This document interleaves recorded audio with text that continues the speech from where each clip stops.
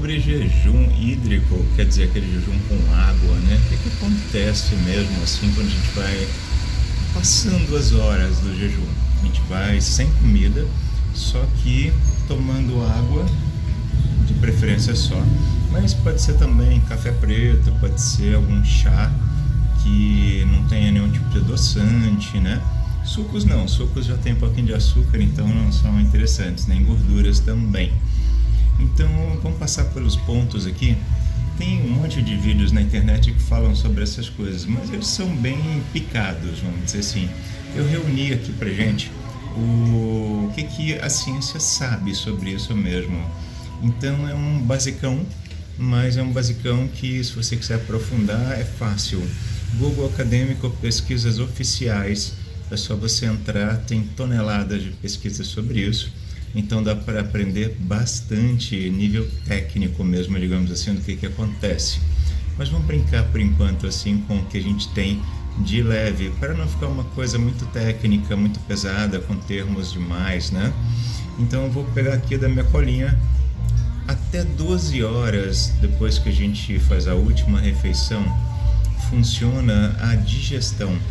E o corpo vai começar a queimar loucamente tudo que tem pela frente de açúcares e de gorduras. O que significa que não é que ele está ganhando a energia daquilo que está nele, é que ele está realmente se limpando daquilo, ele está tirando para fora aquilo que é excesso. Nosso corpo precisa de açúcares, sim, mas em níveis naturais que ele mesmo fabrica. Mais tarde a gente chega lá. Então ele vai se limpar até 12 horas. Ele vai queimar o que ele puder de gorduras, ele vai queimar o que ele puder de açúcares, né? Mas não são ainda aquelas gorduras do tecido adiposo mesmo, né? Que ficam acumuladas demais. São mais as gorduras circulantes e aquelas que sobraram da digestão passada ou até de outras digestões assim, e estão por ali dando sopa. A queima maior de gordura vem adiante, né? Com a autofagia. Bom, aqui, depois então dele queimar esses açúcares, é a fase de 12 até 14, 16 horas assim. O corpo então já começa a liberar mais gorduras, só que é uma liberação pelo processo normal dele. Ainda não é um processo acelerado mesmo de liberação de gordura. Por que ele faz isso? Porque o corpo não gosta de carregar carga extra, tá? Ele gosta de ter taxas naturais. Tanto que a gente tem as taxas normais, a gente vai fazer exame de sangue e tem lá tanto de colesterol, tanto de, enfim, né? Então, através dessas taxas mais naturais é que a gente consegue um corpo mais limpo e mais estável também, mais saudável no frigir dos ovos aí, tá? Aqui então, até 14, 16 horas, ele vai produzir um negócio chamado cetonas. Depois das 12 horas em diante, ele começa a fabricar isso. Por quê? Não tem mais tanto açúcar no corpo, praticamente já exauriu. Aí entra aquela gordura que está acumuladinha, começa a sair e começa a ser queimada. E isso leva aqui a transformação dessa gordura num negócio chamado cetonas, que é um hormônio. E é mais ou menos assim um super sinalizador, um hormônio que serve para muita coisa, mas que também é usado para combustível de células, e é o combustível predileto delas, viu? Então a gente pensa que células só se nutrem de açúcar, né? Não. As células começam a se nutrir com cetonas, e essas cetonas viram combustível principal de várias células, assim, inclusive das células cerebrais também.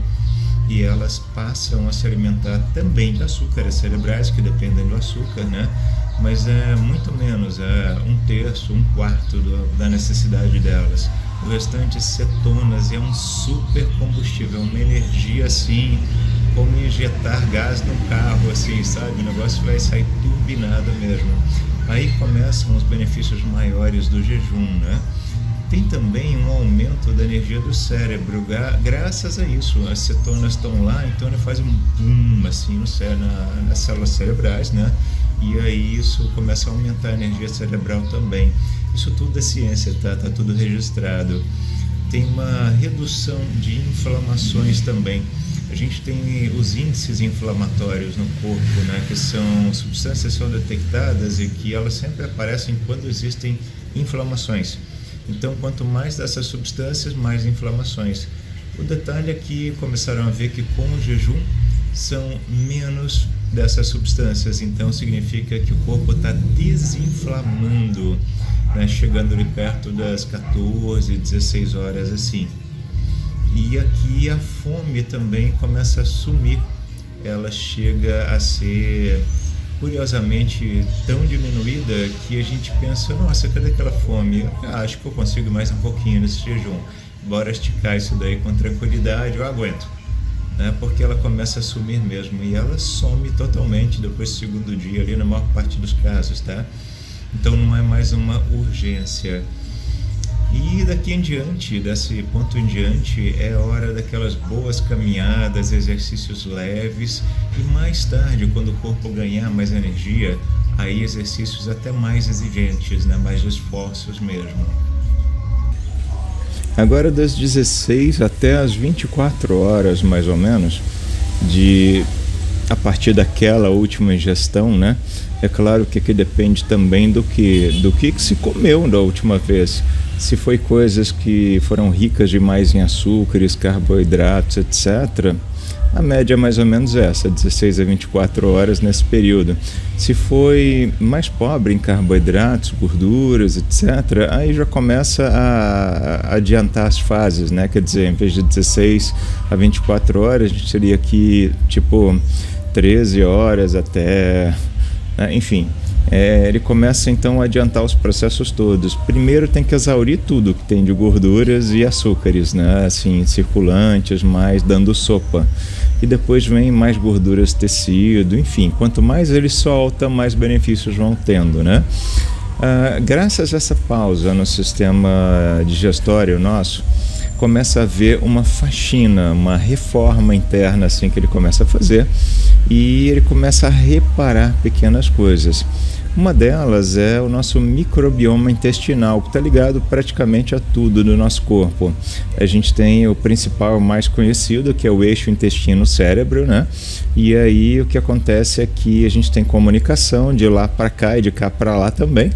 E a gente tem outros eixos, intestinos, pele, intestinos, pulmão, enfim. Já descobriram várias comunicações aí. E no fundo, né, venhamos e convenhamos assim, tem comunicação de tudo com tudo. Né? Não é que sejam peças separadas do corpo, tudo está junto. Esse é o ponto que eles vão chegar ainda cientificamente nele. Mas então uma faxina no sistema digestório, graças a essa pausa, né, vai regenerar os tecidos, vai trazer um reparo na parte interna, né, dos intestinos, assim, da parede intestinal e do microbioma intestinal, que é aquele nosso rebanho de micro-organismos que são gente boa e que ajudam a gente em várias coisas no corpo. Sem eles, sem corpo. Vamos lá.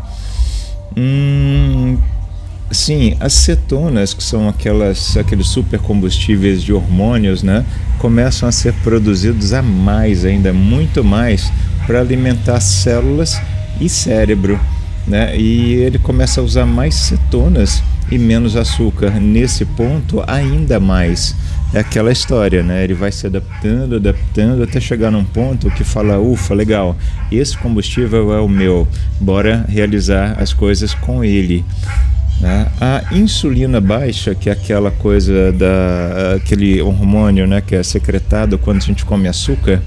Então a gente come açúcar, entra o açúcar no sangue, e aí a insulina tem que entrar em ação para poder abaixar o açúcar no sangue.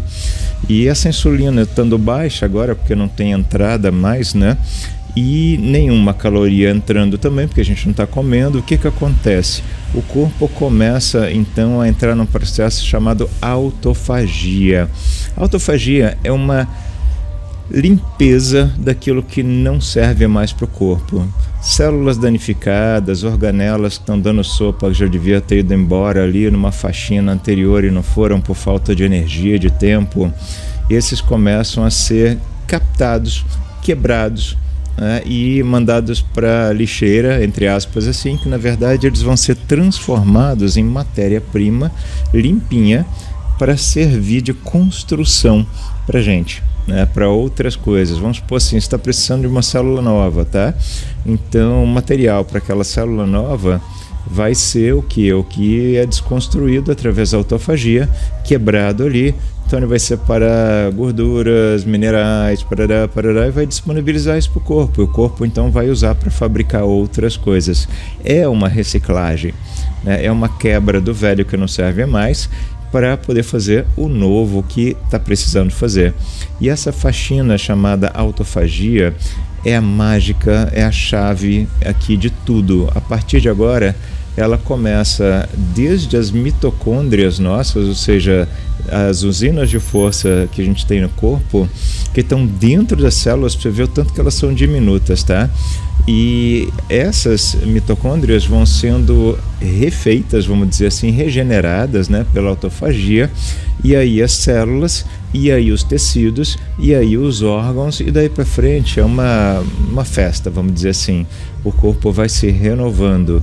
Existe todo um sistema de reciclagem e renovação energética no corpo, tá? Sozinho, sem alimento. Se você bota alimento no corpo, o que acontece é que ele quebra esse sistema e aí ele só recomeça quando não tem alimento. Curioso, né? Mas vamos adiante, deixa a ciência explicar isso mais tarde, tá? Então, mais cetonas, insulina, ok. Bom, o corpo já não vai mais ser movido a açúcares ingeridos, né?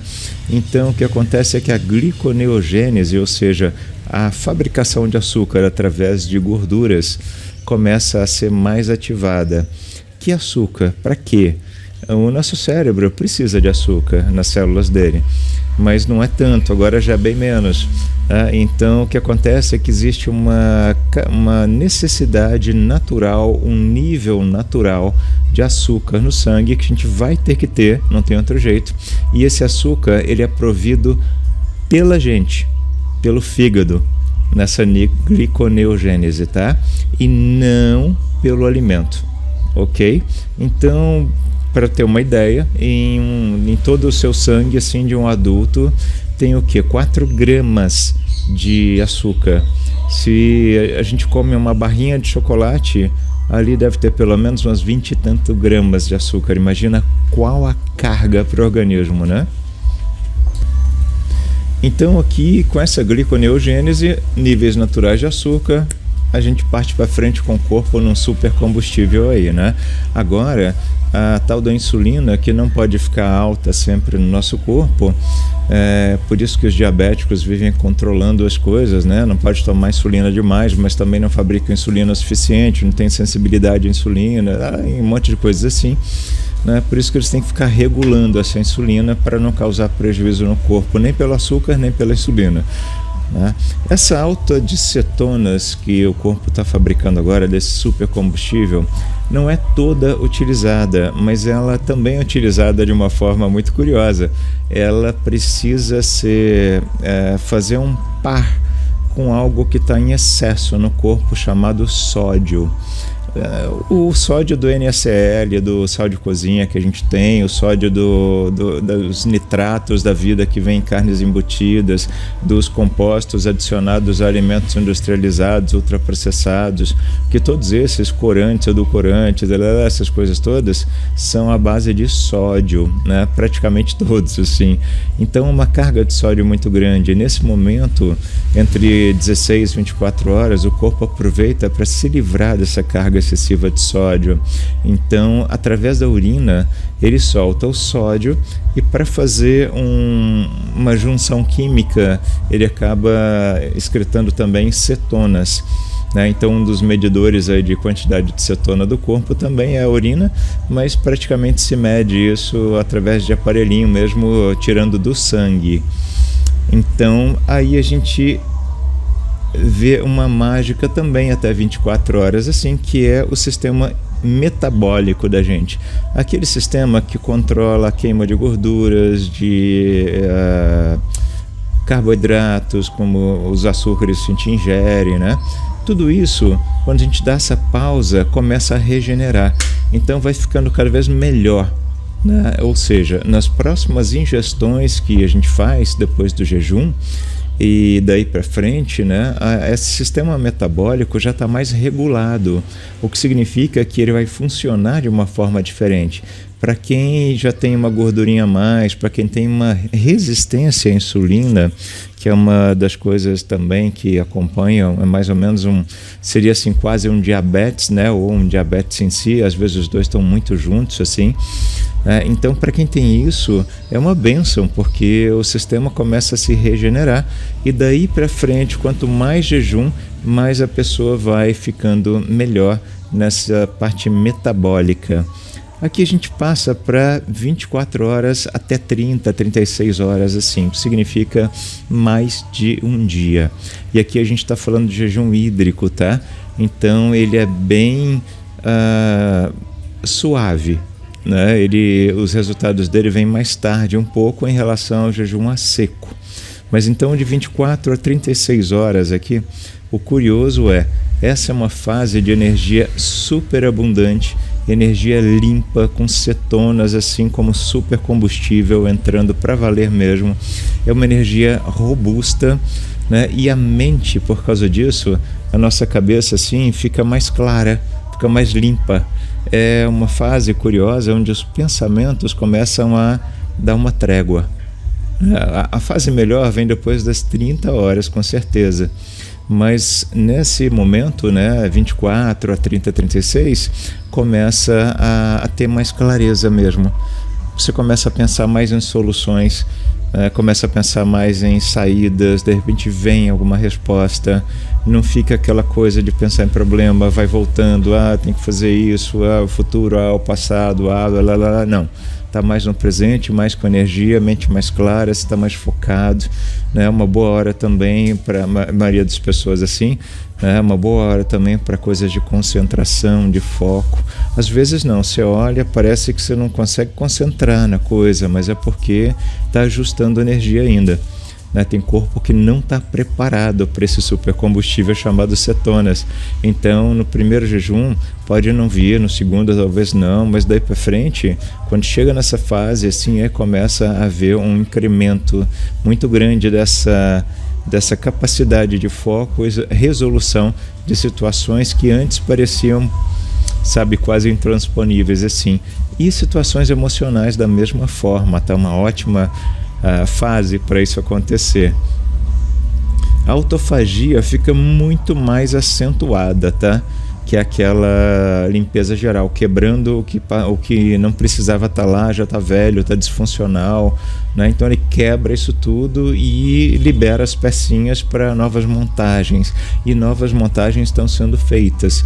Inclusive nessa fase também acontece mais depois das 30 horas, 36 horas, sim, mas nessa fase também acontece um surgimento, né, de células tronco, que são aquelas células originárias que vão começar a ser mais utilizadas. Você já ouviu aquela historinha de que célula tronco só criança tem, etc? Pois não é isso não, viu? O negócio é que a gente tem quantidades mínimas favoráveis ao corpo durante um funcionamento normal, natural. Só que nesse ponto, as células tronco começam a aparecer mais e elas ficam mais abundantes, começando pelo sistema digestório, que vai restaurando as coisas e vai expandindo para o corpo todo em etapas, né? Não tem estudos exatamente diretos e técnicos sobre isso, mas eles detectaram a aparição de células tronco e o uso delas para as coisas de reparo que precisa, substituição, vamos dizer assim, de peças, né, de partes, leva a uma regeneração celular. E aqui tem também o aumento de um hormônio chamado hormônio do crescimento e também de outros, a parte técnica só simples, de um outro chamado IGF-1 e FGF-21. E esses hormônios juntos, eles favorecem a reconstrução do corpo e também a preservação da massa muscular.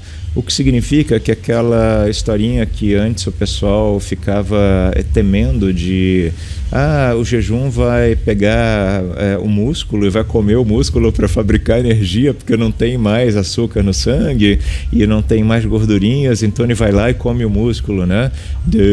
Não é mais assim. Já descobriram que esse FGF-21 é o cara que vai garantir que a gente preserve os músculos durante o jejum e que aquele ciclo de gordura, energia, gordura, energia, gordura, energia, gordura, energia, comece a girar mais rápido. Então a gente não vai usar músculo de jeito nenhum. Os músculos podem dar uma murchadinha, mas é por conta do glicogênio, que é o açúcar que fica lá dentro. Cada grama desse glicogênio, quando quebrada, né, dá 3, não sei quantas gramas de água. Então parece que o músculo diminui, mas ele só murcha, tá? E depois ele volta e mais uma etapa à frente ele começa a ficar mais afiado. É só você usar.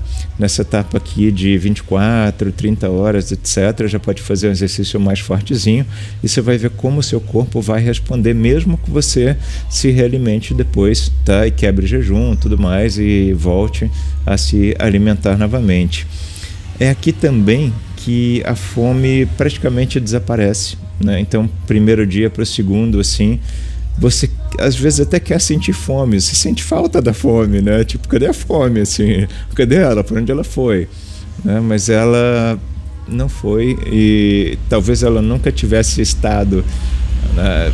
É meio complexo, mas é por aí que funciona, viu? E eles dizem que é por conta da redução do hormônio da fome também, que ele passa a não incomodar. Esse hormônio da fome, ele aparecia antes nas horas de hábitos de comer. Hábitos de comer, não na hora de falta de combustível para o corpo. Né? Curioso também, né? E aqui a gente entra com alto benefício cardiovascular, que quer dizer que todos aqueles índices que se mede nos exames de sangue para saber se o coração está bom, se o sistema circulatório está bom, etc., começam a mostrar acréscimo, né? E isso, junto com a baixa na inflamação, acaba causando, assim, vamos dizer, quase que anos de vida a mais, né? Então, um jejumzinho já resolve boa coisa e ganha um pouquinho mais de saúde só naquele momento, né? E daí para frente também vai repercutir. Outra coisa também é a mente calma nesse momento. Chama neuroplasticidade. Tem duas coisas aqui. Essa neuroplasticidade vem graças a uma fabricação maior de um hormônio chamado GABA e de outro chamado BDNF. Esses dois aumentam e os neurônios cerebrais começam a ter essa neuroplasticidade, que na verdade é uma flexibilidade, no sentido de que eles começam a se reorganizar, né, também da mesma forma que a autofagia do corpo, tirando o velho um pouco. Então a mente fica tranquila, e com a mente tranquila você pensa direito, e se você pensa direito, você chega a conclusões e soluções, né, e isso ajuda muitíssimo no dia a dia. Aí, mais um período de 30 a 36 horas assim, que pouca gente chega, na verdade, né, até 48 horas, vamos supor, tem uma ativação maior daquelas células troncos, são as células de regeneração celular. Elas podem se transformar em qualquer tipo de célula no corpo, depende de onde está o dano, né, ali. Então ela vai lá e regenera, ela entra naquele lugar e ela se transforma naquela célula especializada, por exemplo, no fígado, por exemplo, no dedo, né? Então qualquer lugar que seja necessário. Também a regeneração imunológica do nosso sistema de defesa do corpo. Lá atrás, há 16 até 24 horas, já houve isso também com a reformulação do microbioma intestinal, que é grande parte da nossa defesa do corpo mesmo, da nossa imunologia. E aqui entra uma outra mágica, né? Que o corpo ele se livra das células de defesa que são velhas, são disfuncionais, etc., para dar origem a um novo sistema de defesa do corpo, um novo imunológico. Aqui o sistema metabólico, que é aquele de queima de gordura e de açúcares da digestão, aqui nessa fase começa a ficar mais enfática a reforma também. Então vai ficar mais forte e quando a gente voltar a comer, o corpo vai responder com mais tranquilidade àquela comida que entrou. E aqui a pressão arterial também mostra uma melhora para quem tem problema de pressão alta, baixa, essas coisas, né? Vai regular a pressão e daí para frente a tendência é que esses resultados permaneçam, assim como todos os outros, por um bom tempo, né? E, se possível, fazer um novo jejum daí um tempo e repetir isso periodicamente, vai ficando cada vez melhor, os resultados vão vindo cada vez mais rapidamente. E aqui, para terminar, existe uma grande adaptação hormonal nesse período também. O cortisol, que é o hormônio do estresse aí, ele também tem outras funções, são funções benéficas, tá? E ele aumenta nessa fase aqui.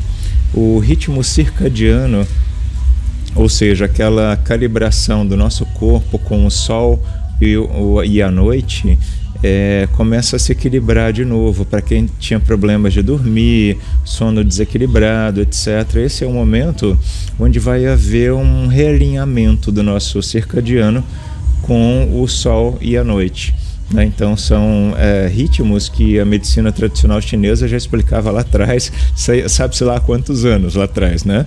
Mas enfim, é melhor. E a sensibilidade hormonal, todo o nosso corpo funciona por receptores das substâncias. Tem a substância que é soltada na corrente sanguínea, percorre todos os tecidos, órgãos, etc.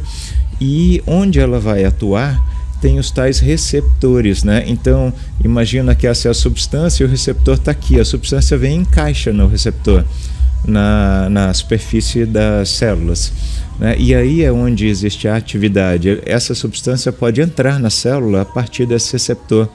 O negócio é que, com o tempo, as sujeirinhas, vamos dizer assim, esses receptores aqui vão ficando resistentes. Ou seja, a molécula passa aqui, mas ele não abraça essa molécula, não segura, né, essa substância, né? Então, por isso que existe a tal resistência à insulina também. A insulina passa, mas não faz ação, né? Então, existe um aumento dessa sensibilidade, ou seja, esses caras aqui voltam à vida. E aí o corpo vai responder muito melhor às substâncias naturais e normais produzidas por ele. Uau, isso para um resuminho do que acontece no jejum, né? É isso aí.